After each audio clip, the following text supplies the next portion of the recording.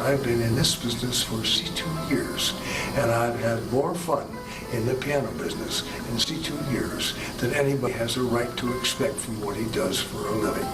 Yeah, my name is Ben McKlveen, and I have been a piano teacher for 62 years. I started in 1948. Prior to that, I had been in World War II. Prior to that, I had been studying to be a professional oboist. After the war, I went on to the GI Bill to go to school and went to the conservatory in Cincinnati. I started studying the oboe with the first oboist in the symphony down there. After I'd been with him for a while, he said to me one day, making a living as an oboe player is a very precarious occupation. If I were you, I would study something you can put on your back, which will go with you wherever the oboe takes you.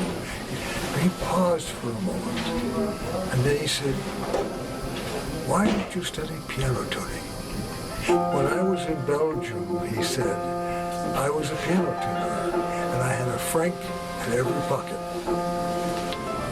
In 1952, my piano tuning teacher retired. I had 3 degrees, 4 years experience, and a certificate in piano technology. He had 55 years experience and no degree, and that made us equal in the eyes of the administrator, and they hired me. LPG wasn't even, it was just a dream in somebody's eye in 1953. But because I was a so-called professor at a major music school, Cliff Gears suggested to me that I go to a convention.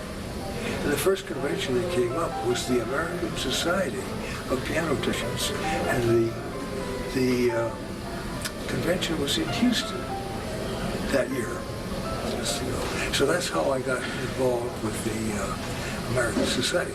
I then took the opportunity to talk to Harry Hughes, and he graciously came up to Cincinnati, and we founded Chapter 37 of the American Society of Piano Technicians at the conservatory in the American Society, and the National Association of Piano Tuners began to say, hey, look, this is nonsense because all these manufacturers have to come to 2 conventions every year. And in 1958, we got together and merged. And that was the beginning of the American Society, or the Piano Technicians Guild. And I am a charter member of this organization. I got involved reading the journal into a tape for the blind back in 1992, I think. If we have professional people do it, professional readers do it, they don't know the terms and they don't know the pronunciation of various parts and all that sort of stuff. We need a technician to read these tapes. And I find it to be a very rewarding experience because I have to read every word of the journal. It also brings me in touch with the entire staff that produces the journal. It's a pleasure to do that. And for 10 years in the 80s, I got appointed to be the official Steinway tuner for the symphony. I felt very successful. I never had an artist that I couldn't get along with. 2 of my favorite lines. One of them was, my name is McKlveen. It's 90 proof scotch, and without water you can hardly swallow it. And the other one that is one of my favorite lines is, I've been in this business for 62 years, and I've had more fun in the piano business in 62 years than anybody has a right to expect from what he does for a living.